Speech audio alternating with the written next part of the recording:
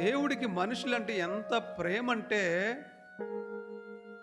ఆయన శిక్షిస్తాడు కానీ రక్షిస్తాడు, కోపం చూపిస్తాడు కానీ ప్రేమిస్తాడు.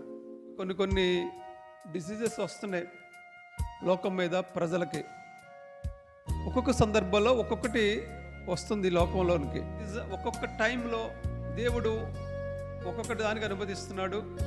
నిజంగా దేవుడు ప్రజలు శిక్షించాలి అనుకుంటే గాలిని బంధించవచ్చు కదా దేవుడు.